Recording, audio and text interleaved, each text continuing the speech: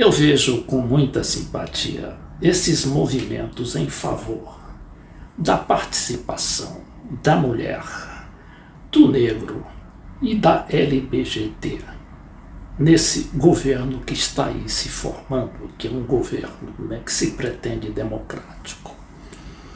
Ao mesmo tempo, eu dou razão à preocupação que tem o atual presidente eleito em dotar o seu governo inicialmente de pessoas com conhecimento, com expertise e principalmente com astúcia para dirigir e encaminhar essas áreas essenciais, básicas do governo, que são, primeiro, economia, depois, diplomacia e terceiro, defesa.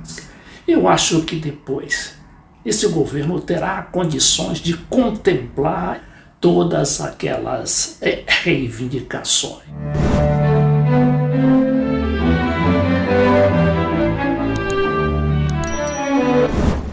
Eu vejo aqui na Folha de São Paulo, dizendo que diplomatas mulheres veem segundo posto do Itamaraty como prêmio de consolação.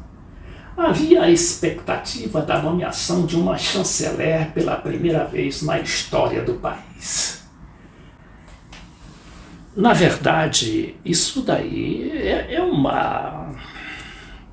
pleito muito consequente. Não obstante, a gente sabe que a diplomacia, nesse momento em que o Brasil se lança novamente, ao papel, à condição de player, que volta ao cenário internacional com presença muito forte, é preciso muita perícia, muita expertise e, sobretudo, experiência. E isso o Celso Amorim, que ficará por trás da diplomacia e principalmente do Itamaraty. Ele ficará provavelmente na presidência da República, ali ao lado do Lula, indicando o melhor caminho para que o país finalmente ressurja no cenário internacional. E com isso, tendo a diplomacia, essa diplomacia que, sobretudo, inclusiva, ela contemple situação, sobretudo, da América do Sul, da qual o Brasil vai precisar muito e muito mesmo para se impor não só no governo aqui no Brasil, mas no cenário internacional. Veja-se Europa, veja-se Ásia, veja-se Rússia, China, etc. A decisão aqui do governo está muito bem colocada nesse material da Folha de São Paulo.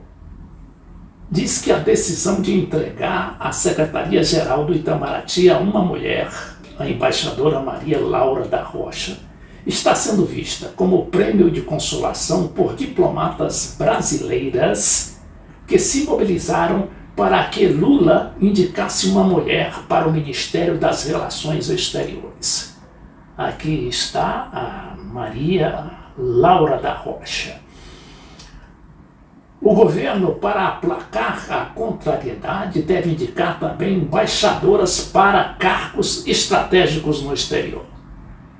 Como mostrou a Folha, havia expectativa da nomeação de uma chanceler pela primeira vez na história brasileira, mas o nome de Mauro Vieira foi anunciado nesta sexta-feira pelo presidente eleito, no que foi visto como uma vitória da estabilidade da velha guarda.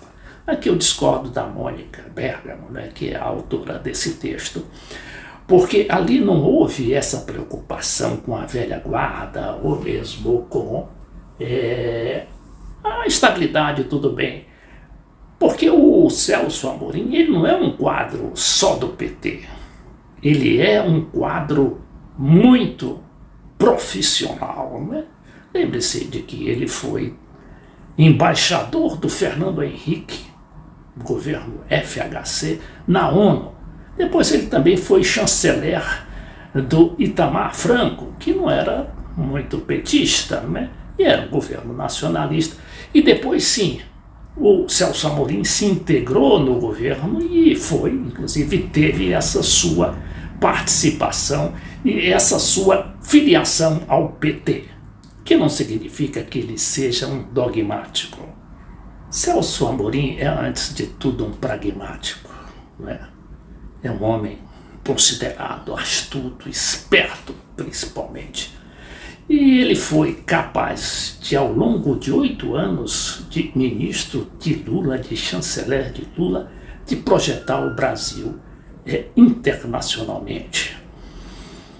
E aí a gente vai ver também a nomeação do Fernando Haddad para uma dessas áreas aí muito sensíveis e que exige, sobretudo, não é, expertise e coerência com a mensagem, com a proposta do governo, que é a de inclusão social. E o quanto mais possível, afastado dessa onda direitista que invadiu o mundo. Não quer dizer também que o Haddad seja um dogmático, muito pelo contrário, a gente verifica o currículo dele, né, como economista, não economista, mas com experiência nessa área econômica, mas como advogado e como professor universitário.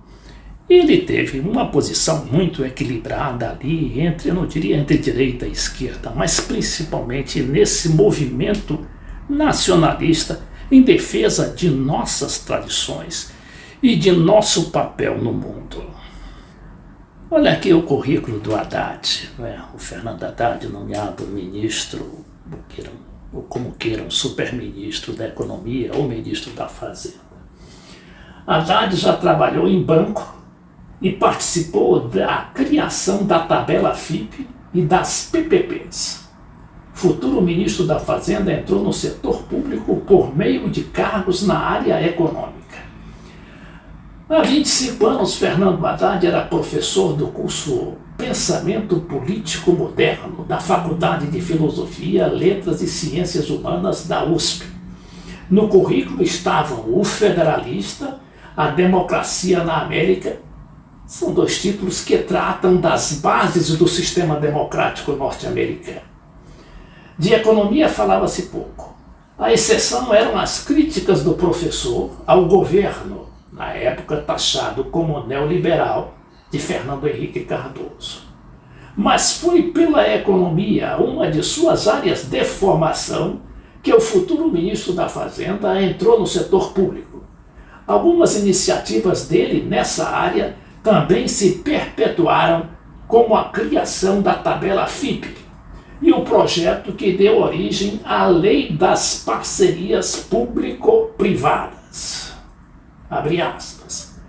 A gente precisa superar a ideia de que tudo ou é público ou é privado. O mundo não funciona mais assim.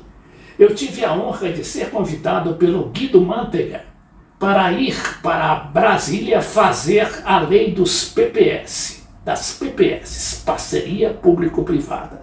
Lembremos que o Guido Mantega era um ministro do Lula e da Dilma também. Eu não só redigi essa lei, como criei a maior PPP do Brasil, que é o ProUni, disse recentemente ao comentar a iniciativa. E finalmente você tem aí a área da defesa, que é uma área muito sensível e que exige, sobretudo nesse momento, maturidade política. Para enfrentar essa onda sediciosa que infelizmente persiste e deve persistir, né, não só nessa fase final aí desse governo atual, como também ao longo do próximo governo.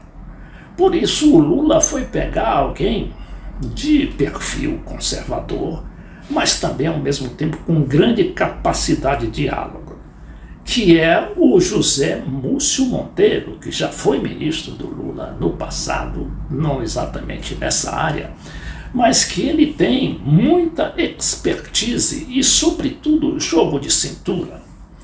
Aí você pode até dizer que o Zé Múcio trabalhou contra a Dilma, ali, naquele golpe contra a Dilma, em 2021.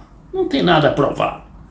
Mas é importante que a gente considere, não é, principalmente, o engajamento do José Múcio Monteiro no atual projeto de governo. Isso sim é que vai prevalecer, não importa o que ele foi no passado.